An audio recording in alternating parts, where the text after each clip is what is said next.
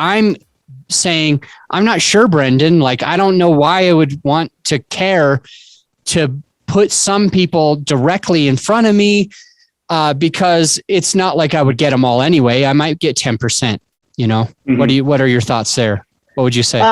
Well, you're never going to get them all, but I think you'll probably get the ones that are going to be the most likely to be interested in what you have to say. Right. So I listen to a lot of podcasts that I'm like, they're the podcasts that if they're in my subscription list and if I've burned through all my other ones, I'll listen to it and I like it, but I'm not really like a true fan.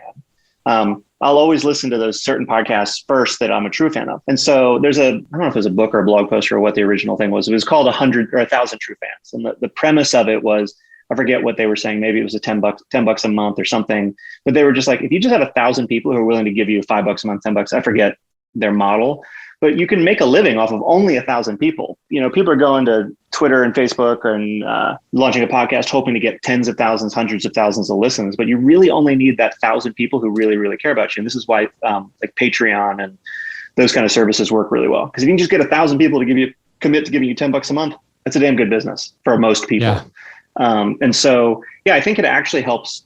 You know, you want to have hundreds of thousands of listeners or whatever, but if you only get a few thousand to subscribe, like when you send like a t-shirt, if you're going to release a t-shirt and say, hey, I'm selling t-shirts now, like those people are probably the most likely that are going to be interested in it. So I think it's totally fine. You should set the expectation. You're only going to probably convert 1 to 10% of the people who listen to the podcast actually to most people don't care about coming to your website, the average person, because they can just get it through Apple. But the people who do care, again, you're building like a more solid relationship with them.